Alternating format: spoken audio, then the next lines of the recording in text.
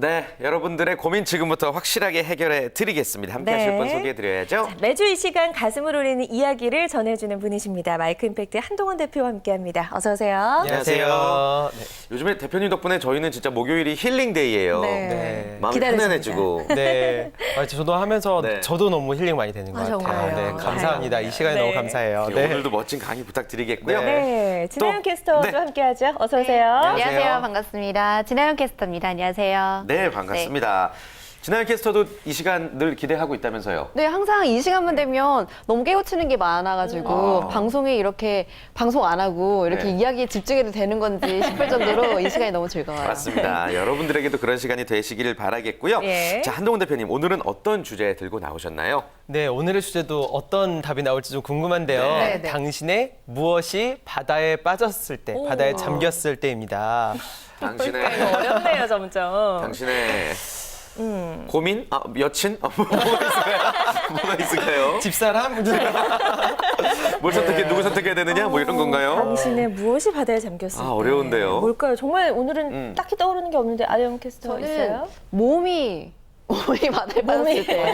제가 왜 그러냐면 이 바다나 호수나 이럴 때 몸이 이렇게 빠져 있을 때 굉장히 공포를 느끼거든요. 그러다 딱 보니까 몸이 빠졌을 때 내 몸이 빠지면 어떡하지 이런 예. 공포스러움이 나오는데 이건 아니겠죠. 그래요. 언제나 그랬듯이. 소중한 아닐 것 개인정보. 같네요. 네. 오늘 뭘까요? 어떤 거죠? 예. 네, 정말 공포 중에 진정한 공포인 것 같아요. 당신의 열정이 바다에 잠겼을 때입니다. 열정. 예. 열정 중요하죠. 열정, 사실 열정. 열정이 없이는 어떤 일도 우리가 좀 기쁘게 또 많은 음. 성과를 내면서 하기가 힘든데 네. 그렇다면 열정의 뜻부터 좀 살펴보면 좋을 것 같아요. 네, 열정. 그래서 열정이란 말이 굉장히 많이 쓰이잖아요. 근데 이제 한자 풀이를 봤더니 모두 다 아시지만 뜨거운 애정이더라고요. 뜨거운 애정. 네, 뜨거운 열의 이제 애정의 정자인데 정말 뜨거운 애정인 것 같아요. 말 그대로. 근데 이제 뜨거운 애정, 그냥 애정과 뜨거운 애정은 어떻게 다르냐면 너무 뜨거운 거예요. 뜨거워서 본인도 주체 못하고 주변 사람도 다칠 때가 많고, 그죠? 이런 경우들이 많은 것 같아요. 그렇지만 엄청난 힘을 가지고 있는 게 뜨거운 열정인 것 같거든요. 네네. 근데 이게 뭐 사랑, 일, 꿈 여러 부분에서 열정이 있을 수 있는데 세 분은 이런 뜨거운 애정, 열정에 혹시 빠져보셨던 경험이 있으시죠? 네. 있죠. 전 지금 잠매거진과 너무 차가운데? 네. 뜨거워. 네. 맞습니다. 예전에 예. 연애할 때 엄청 연애, 뜨겁게 그쵸. 또 열정적으로 했던 추억이 네. 새록새록 네. 생각이 나네요. 태진 씨는요? 오늘 주제를 듣고서 진짜 내가 열정이 식었구나라는 것을 순간 탁 느껴서 좀 말이 멎을 정도였는데 방송 처음 시작할 때 출연료 안 주셔도 되고 그냥 거기 맛있는 식당이 있었어요. 그 방송국 밑에 네네. 뚝불 한 그릇이면 됩니다라고 하면서 진짜 뜨겁게 사랑을 했던 그 생각이 떠오릅니다. 지금은 과연 그 열정이 있는 건가 싶기도 하고요. 아영 캐스터 어때요? 저는 항상 열정이 있어요. 모든 일에. 하지만 처음만. 네. 이게 문제인 항상 것 열정을 좀 분배할 수 없을까요? 예. 항상 그게 고민이에요. 열정이 그래요. 끝에 가면 없어져요. 예. 대부분 저희들과 좀 비슷한 생각을 하고 있지 않나 생각이 들기도 합니다. 어떻습니까? 네, 맞아요. 사실 열정이란 게 말씀하신 대로 초심과 이제 연결돼서 생각하는 경우들이 많은데 저는 돌아보면 무엇이든 시작할 때는 다 그냥 기분 좋고 열정적인 것 같아요. 맞아요. 무엇이든. 근데 그러면 이게 저는 진짜가 아닐 수도 있다라는 생각이 들더라고요. 아, 진짜 열정이 아니다? 네, 오. 진짜 열정은 그 일을 시작하고 나서 그 일이 익숙해졌을 때 그때 열정적인 가가 진짜 열정을 보는 기준인 것 같아요. 그래서 사람들이 우선은 열정도 자기가 이 일을 하기 전에 정말 이 일은 나 열정적이고 정말 모든 걸 다 바칠 수 있어라고 생각은 하거든요. 근데 그게 진짜 열정인지 가짜 열정인지 볼 수 있는 방법은 그냥 해보는 거예요. 해보는 거. 일단 딱 한 달만 해보면 이거를 딱 판가름할 수가 있는 것 같아요. 내가 이거 환상만 봤구나 아니면 진짜로 원하는구나 이런 식으로 볼 수가 있는 것 같거든요. 근데 우리가 진짜 찾아야 될 열정은 시작하고 난 후에 열정을 어떻게 찾을 것인가에 대한 고민들이 되게 필요하다는 생각을 많이 해봅니다. 네. 예. 좋습니다. 그렇다면 네. 우리 한동훈 대표님도 이렇게 좀 제가 봤을 때 늘 열정적이실 것 같거든요. 그러니까요. 근데 본인의 열정이 식은 적이 혹시 있으세요? 그렇죠. 이제 사실은 열정이 식은 걸 보면 되게 사랑과 비슷한 비유를 해보면 가장 열정적일 때가 내가 고백하고 사랑하는 사람이 있는데 이 사람이 여자친구가 되기 직전까지가 되게 열정적인 것 같아요. 맞아요. 사람을 고백할 때. 소유 전에. 그렇죠. 딱 소유라고 하긴 그렇지만 딱 이렇게 뭔가 달성된 순간부터 네. 열정이 싹 사그라드는데 아유, 다 그죠. 마찬가지인 것 같아요. 네. 취업도 마찬가지고 직업도 마찬가지고 다 마찬가지인 것 같거든요. 그건 첫 번째 인간이 동물이어서 그런 것 같고 첫 번째인 것 같고 두 번째 사그라드는 순간은 벽에 부딪혔을 때인 것 같아요. 벽에 부딪혀서 포기해야 하는 순간 이 길은 나의 길이 아니었어라고 마음을 내려놓는 순간이 열정이 딱 없어지는 순간인 것 같거든요. 네. 근데 저는 반대로 이렇게 현실의 벽에 부딪혔을 때가 열정이 사라지지만 동시에 열정이 더 불타오르는 시점이기도 한 것 같아요. 오히려 게임이나 이런 걸 해보면은 오히려 좀 자기보다 센 적 나오면 막 밤새서 하고 막 이런 때가 있거든요. 맞아요. 깨기 위해서. 네, 물론 포기할 때도 있고. 근데 하지만 자기보다 조금 높은 목표나 조금 높은 벽은 오히려 열정이 되게 불타오르게 하는 것 같아요. 그래서 저는 오히려 무언가를 원하거나 무언가를 달성하려고 하는데 그게 달성되면 오히려 약간 마음이 사그러지는 경우가 있고 오히려 저의 능력보다 조금 더 높은 목표를 보면은 더 열정이 불타오더라고요. 그래서 현실의 벽이 오히려 저는 열정을 불타오르게 하는 순간이 될 수 있다고 생각해요. 예, 정말 맞는 말인 것 같아요. 네. 진짜 맞는 말 네. 같습니다. 대표님은 이제 또 많은 직원들이 이제 거느리고 있는 또 네. 입장에서 네. 직원들의 열정이 식었음을 분명히 느끼실 때가 있을 것 같습니다. 그럴 땐 좀 어떤 방법들을 써서 열정을 다시 끌어올려주는 편이세요? 이제 사실은 네. 저희 멤버들 같은 경우는 좀 약간 자기 생각이나 개성이 굉장히 강해서 컨트롤하기가 쉽지가 않거든요. 이거 해라라고 해서 하기가 되게 쉽지 않고 근데 그렇게 했어도 결과적으로 결과가 좋지 않은 경우들이 굉장히 많더라고요. 네. 그래서 저희 회사의 모토가 사리사욕을 차려라 이렇게 얘기를 해요. 사리사욕을 네, 찾아라. 사리사욕을. 그러니까 개인적인 욕심. 내 개인적인 욕심, 개인적인 뜻, 개인적인 오. 꿈 이런 걸 하게 하는 거예요. 네. 그래서 제가 보니까 본인이 하고 싶은 걸 하면은 하지 말라고 해도 열정적으로 하더라고요. 네, 그래서 그런 부분의 일을 찾아서 딱 해가는 게 되게 중요한 것 같아요. 근데 그거는 물론 저희가 벤처기업이고 일을 만들어가는 입장이니까 가능하지 네. 이제 일이 정해진 곳에서는 쉽지 않는 부분이 있죠. 그래서 저 같은 경우도 이렇게 토크 같이 진행하고 이런 걸 너무 좋아하니까 강연할 때 억지로 토크쇼를 꾸겨 넣는 거예요. 꾸겨 넣어서 꼭 해보고 싶다 얘들아 열심히 해볼게 막 이런 마인드로 하는 거죠. 제 사리사욕이거든요. 근데 그렇게 하니까 제가 더 열심히 준비하고 더 좋은 결과 내고 이렇게 이어지게 되더라고요. 그래서 저는 항상 네 꿈이 뭐니? 네가 하고 싶은 게 뭐니? 네가 꽂혀있는 컨텐츠가 무엇이니? 이걸 계속 물어보고 네. 이렇게 이런 문화를 만드니까 본인들도 계속 물어보게 되는 거예요. 오히려 자기가 꿈이 없고 뭔가 하고 싶은 게 없으면 이상한 것처럼 여겨지니까 억지로 찾게 되고 얘기하게 되고 이루어지게 되고 이렇게 되는 것 같아요.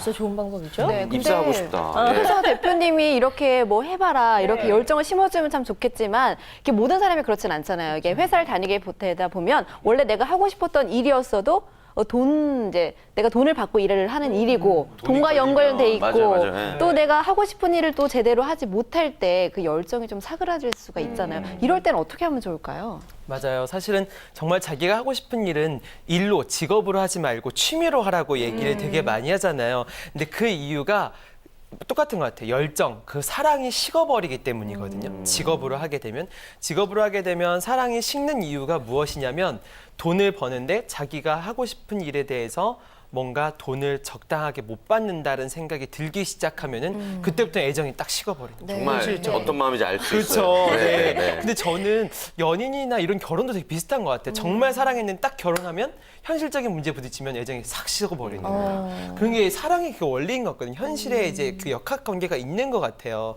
그렇기 때문에 자기가 이 애정이 식지 않을 만큼의 돈이 어딘지 정의하는 게 굉장히 필요한 것 스스로. 같아요. 자기가 100만 원만 받으면 돼, 200만 원만 받으면 돼, 이것만 딱 설정해놔서 이것만 정해놓으면 이거 이상 받으면 나는 오케이. 이걸 못 받는다. 그러면은 나는 뭐 다른 아르바이트를 해서라도 돈을 벌겠다라는 각오가 있어야지 그 하고 싶은 일을 할 수가 있는 것 같아요. 두 번째는 하고 싶은 일을 할 때는 친구를 만나지 말아야 되는 것 같아요. 오. 비교하게 되니까. 얘는 이런데 저는 저런데. 네, 필연적으로 비교는 자기 하고 싶은 일에 대한 뭐 자존감이나 뭐 열정 이런 걸 얘기하는 게 뭐 돈 현실적인 것밖에 얘기할 수밖에 없게 되거든요. 그러면 자기의 자존감이 낮아지고 정말 이 일을 하고 싶지 않다 이런 생각까지 연결되는 것 같아요. 그래서 하고 싶은 일 할 때는 처음에 그런 각오는 반드시 필요하다고 생각합니다. 네. 진짜 중요한 말씀입니다. 자, 그런데 나 열정이 없어요라고 하는 분들 참 안타깝지만 굉장히 많이 있습니다. 누구나 열정은 있게 마련인데 그걸 이제 못 발견하는 경우 같거든요. 내 안에 열정을 키워나가려면 어떻게 해야 될까요? 그렇죠. 이제 사실은 열정이란 게 그 말씀드렸듯 열 덩어리거든요. 그래서 이게 굉장히 엄청난 동력 원근이 됨과 동시에 엄청난 위험 요소가 될 수 있어요. 그 열정이 이른데 이게 무언가로 결과물로 연결되지 않으면 자기가 타버리는 거예요. 자기의 열정에 못 이겨서. 그리고 다른 사람을 또 태워버릴 수도 있고 이 열이라는 것은 결국에는 누군가를 따뜻하게 하거나 무언가 어딘가에 햇빛이 돼서 뭐 식물을 키우거나 이럴 수가 있는 거거든요. 이 열정을 기반으로 결과물을 만들어내야 되는 것 같아요. 그래서 이 열정을 통해서 내가 꿈꾸는 거를 작지만 무언가를 한번 해보면 이게 만들어지고 이걸 통해서 이 꿈이 이루어진 결과물을 통해서 다시 열정이 되고 이렇게 되는 것 같아요. 그래서 열정과 결과물이 계속 서로 상호 관계를 하면서 진화해 가는 것 같거든요. 그래서 열정이 있으면 난 계속 열정이 있어 이렇게 하는 게 아니라 작은 거라도 해보고 작은 결과물 아웃풋을 내보면은 당연히 열정이 더 키워지고 진화될 거라고 생각합니다. 일단 작은 성취부터 우리가 좀 해보면서 열정을 네. 키워나갈 필요성이 있을 네. 것 같습니다. 자, 이번에는요, 열정과 관련된 또 청춘들의 고민 사연을 좀 한번 받아봤습니다. 어떤 고민이 있는지 우리 아연 씨가 소개해 주실까요? 네, 첫 번째 고민 상담자의 실제 사연입니다. 자, 장기간 근로에 열정이 사라졌어요라고 글을 올려주셨는데요. 지금도 일하고 있는 남자 직장인이에요. 퇴근 전 뉴스 기사를 보다가 대한민국 직장인 평균 근로 시간이라는 기사를 보게 되었어요. 전국 평균 근로 시간이 175.9시간이라고 하네요. 저는 한 달 평균 근로 시간이 268시간인데 나름 기계공학과 4년제 대학교를 졸업하고 학점 평균 이상 그리고 자격증도 있는데 한 달에 270시간 가까이 일하려니 너무 힘드네요. 열정도 사그라지는 기분입니다. 어떡할까요? 라고 글 올려주셨는데요. 저도 이 일이 좋지만 하루 종일 녹화를 할 때가 있어요. 그러면 힘들죠. 이걸 내가 이거를 하고 싶었었나? 라는 생각까지 들더라고요. 이렇게 좀 장시간 일하는 근무 시간이 장시간 이렇게 될 경우 이런 분들에게는 어떤 조언을 해주면 좋을까요? 이제 사실은 대부분의 직장인들이 이런 고민 가지고 있고 정말 네. 공감하는 그 큰 눈빛들 저도 그런 부분들이 분명히 있기 때문에 네. 그렇죠. 근데 사실은 이게 매너리즘과 슬럼프는 굉장히 다른 것 같아요. 매너리즘 같은 경우는 반복됨을 통해서 익숙해지고 그렇기 때문에 이 일이 더 이상 흥미가 없어지는 경우고 네. 슬럼프는 뭔가 자기가 노력을 했는데 결과가 안 나오기 때문에 생기는 게 슬럼프인 것 같거든요. 명확하게 다르네요. 네, 대부분의 직장인들은 다 이렇게 매너리즘일 거예요. 반복되는 이런 것들, 그렇죠. 근데 저는 약간 이번에 저희가 말콤 글레이드의 그 10만 시간의 법칙, 이제 이분을 1만 시간의 법칙을 불러서 얘기를 하면서 반복이 굉장히 큰 힘이구나라는 걸 깨달았어요. 반복. 네, 무언가의 대가가 되기 위해서는 반복이 없이는 안 되더라고요. 그렇기 때문에 이 반복이라는 것은 삶에서 굉장히 용인하고 받아들일 필요가 있는 것 같아요. 반복되는 거에 자체에서 거부를 하면 안 된다는 건 거죠. 그럼 이 반복된 삶을 인정하고 한다면 그 다음부터 나오는 게 이젠 진짜로 내적인 동기부여가 중요한 건 것 같아요. 한국 사람은 특히 외적 동기부여만 받고 살아왔거든요. 무언가를 달성해야 된다, 해야 된다. 그렇기 때문에 처음에만 이제 정말 기쁜 거예요. 왜냐하면 달성했기 때문에. 그 다음부터는 내적 동기부여 목표를 세워야 돼요. 이게 없으면은 그냥 반복되는 삶이 되게 되는 거죠.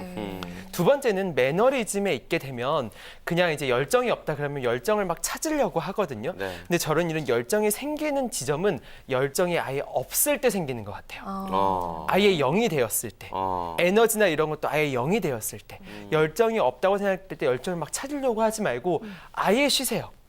아예 쉬어서 열정을 바닥의 상태로 만들어 버리는 거죠. 근데 이게 오래 가지 않아요. 한 일주일만 쉬어도 아마 다시 열정이 조금씩 샘솟거든요. 그질그질할까요? 한 달만 네. 쉬면 돼요. 그래서 저희 회사는 안식월이라는 걸 만들어서 한 달 동안 이렇게 쉬게 하고 이러거든요. 제가 번아웃 되거나 이러면은. 근데 이런 거 자체가 한 달만 쉬어도 일하고 싶다라는 마음이 조금씩 올라오거든요. 근데 이런 경우에는 완전히 쉬어버리세요. 그리고 마지막으로는 익숙한 것에서 벗어나는 것. 지금은 익숙해져 편해지니까 네. 편한 거예요. 하나도 긴장이 안 되고. 그래서 오히려 컴포트 존에서 자기를 억지로 밀어내는 거예요. 뭐 말하는 스타일, 오프닝 스타일 이런 것들을 좀 바꿔보기도 하고 이렇게 컴포트 존을 밀어내기 시작하면은 자기가 좀 새롭게 느껴지는. 회사에 오는 출근길도 한번 새로운 길로 와보고 그렇죠. 또 내비게이션 안 찍고 한번 와보거든요. 그럼 되게 새로워요. 막 긴장하게 되니까. 그래서 컴포트 존을 자꾸 밀어내게 하는 것도 굉장히 좋은 방법이 될 것 같습니다. 네. 아주 멋진 해결책과 또 멋진 그러네요. 분석을 해주셨습니다. 네. 예, 자 계속해서 또 두 번째 고민 상담자도 한번 사연을 소개해 드릴까요? 읽어주실까요? 네, 두 번째 고민 상담자 실제 사연입니다. 소설가가 되겠다는 아내를 어떡하죠? 저는 결혼 3년차 30대 초반 남자입니다. 아내는 언론 쪽 일을 하다가 결혼 후에 그만두고 약 1년 전부터 모 사이트에 판타지 소설을 연재하고 있어요. 전업하고 열정이 없어 보였는데 소설을 쓰면서부터는 해리포터 작가처럼 되는 거 아니냐며 좋아하더라고요. 삶의 활력이 생긴 것 같아 격려를 많이 해줬습니다. 그런데 문제는 요즘 아내를 보면 그냥 팬을 보는 것 같아요. 낮에는 글이 안 써진다면서 밤 12시부터 새벽 5시까지 글을 써요. 집안 청소도 거의 안 하고 다행히 저녁은 차려주더라고요.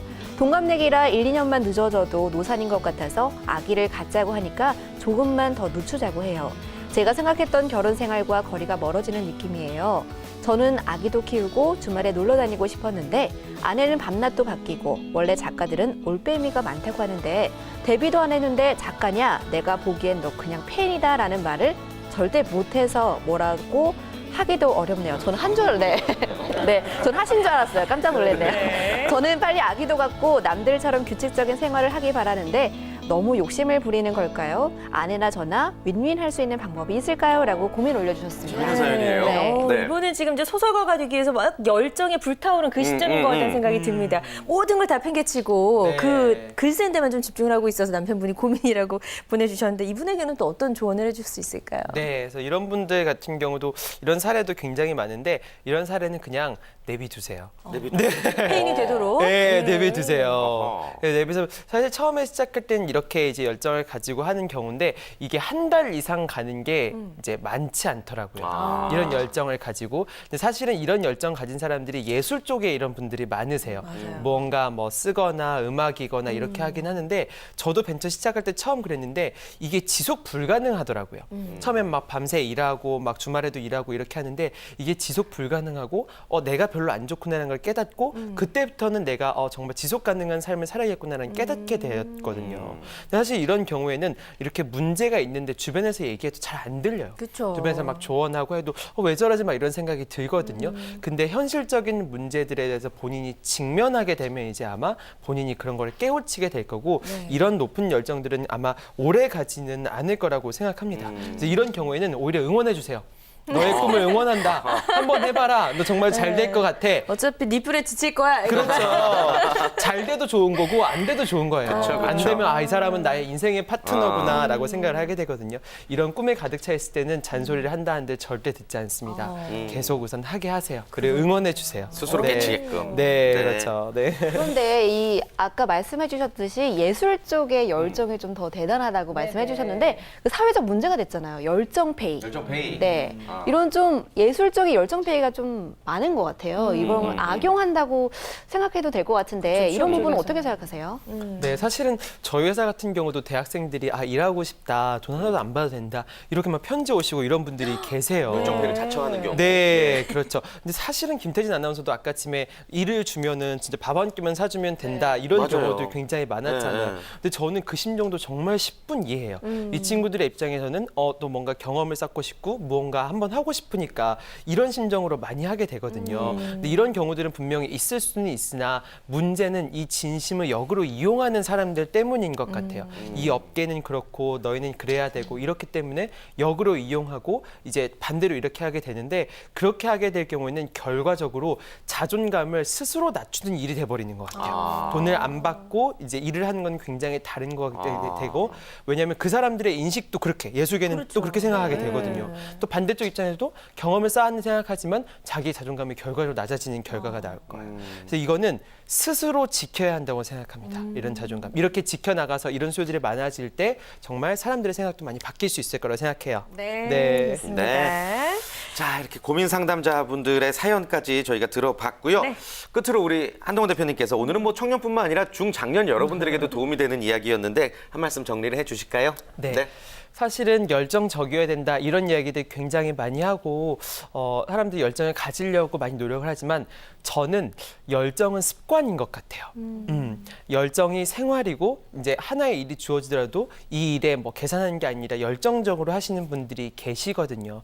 특히나 이런 습관은 청춘의 시기 때 가져야 된다고 생각을 해요. 청춘의 시기에는 여러 가지 생각하고 계산하는 것도 좋지만 주어진 일에 이 현재에 집중해서 열정을 다하는 습관을 하게 되면 하나의 일에 열정하는 뿐만 아니라 삶 자체가 열정적인 삶 그리고 좋은 결과물까지 나올 수 있는 삶까지 될 수 있을 거라고 생각합니다. 네. 열정을 습관으로 가지세요. 네. 열정을 습관화하라. 좋은 말씀 꼭 해주셨습니다. 기억하겠습니다. 네. 자, 오늘 마이크 임팩트 한동훈 대표 진행 캐스터와 함께 이야기를 나눠봤고요. 네. 청춘 고민 상담소는 여러분의 고민 글을 기다리고 있습니다. 마이크 임팩트 홈페이지 또는 페이스북의 마이크 임팩트 페이지를 찾아서 글을 올려주시면 참여가 가능하겠습니다. 네, 오늘 수고해주신 두 분과는 여기서 인사 나눌게요. 고맙습니다. 고맙습니다. 네, 고맙습니다. 고맙습니다. 네.